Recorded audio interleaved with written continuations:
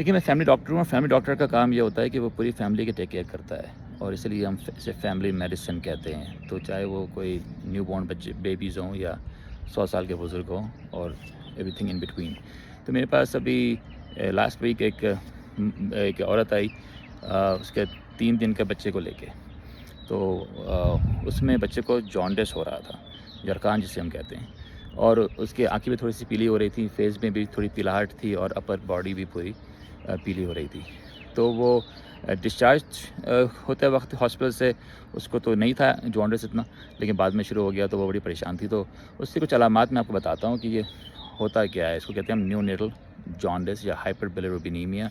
ये एक टर्म होती है, इसका मतलब ये कि बिलिरुबिन जो होता है वो रेड ब्लड सेल्स जब आपके टूटते हैं तो उससे निकलता है और वो जमा हो जाता है आपके ब्लड में। तो सबसे पहले तो जो छोटे बच्चे होते हैं, जो नवज़ायदा बच्चे होते हैं, वो सबसे पहले जो उनके प्रॉब्लम ये होती है कि उनका लिवर जो जिगर जो साफ़ करता है आपका बिलिरुबिन, वो इमेच्योर होता है। तो वो ज़्यादा एक्सेस बिलिरुबिन जो है वो साफ़ नहीं कर सकता बॉडी से, तो वो जमा होना शुरू हो जाता है।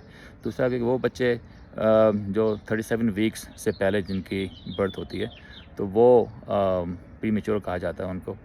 और वो भी वजह होती है कि आपकी बिलिरुबिन जो है वो बॉडी में जमा हो जाती है।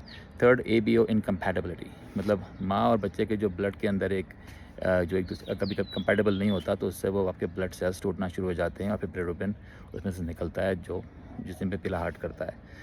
चौथा, कुछ लिवर की प्रॉब्लम्स होती हैं कि लिवर की डक्ट अगर बंद हो जाए तो उसमें फिर कॉन्जुगेटेड हाइपोबिलिरुबिनीमिया हो जाता है, वो उस पर चेक करने की ज़रूरत है। और सबसे इम्पोर्टेंट जो चीज़ होती है वो कुछ इन्फेक्शन और कुछ दवाइयाँ भी ऐसा कर सकती हैं बच्चों में, नवज़ादा बच्चों में। और जो इम्पोर्टेंट है वो ब्रेस्ट फीडिंग या ब्रेस्ट मिल्क जॉन्डिस होता है।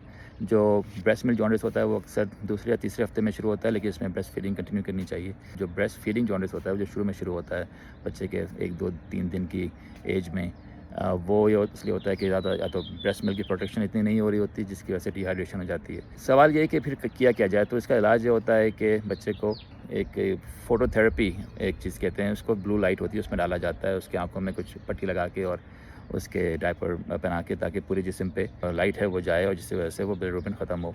अगर ये चीज़ ख़त्म ना हो तो क्या होता है, ये जाके ब्रेन में डिपॉज़िट हो जाती है, इसको बोलते हैं कर्नेक्टर्स, और इसमें फिर ब्रेन डिसऑर्डर्स हो जाते हैं। तो ये बहुत ज़रूरी है कि इसको जल्दी पिकअप किया जाए और ट्रीट किया जाए। पहले ज़माने में बच्चों को सनलाइट के अंदर रखा जाता था, सूरज की धूप में, लेकिन इससे आपको सनबर्न हो सकता है और ये प्रैक्टिस नहीं किया जाता है। ये बहुत ज़रूरी है कि आप ये ना करें और सिर्फ बच्चे को हॉस्पिटल ले जाएँ या डॉक्टर के पास ले जाएँ।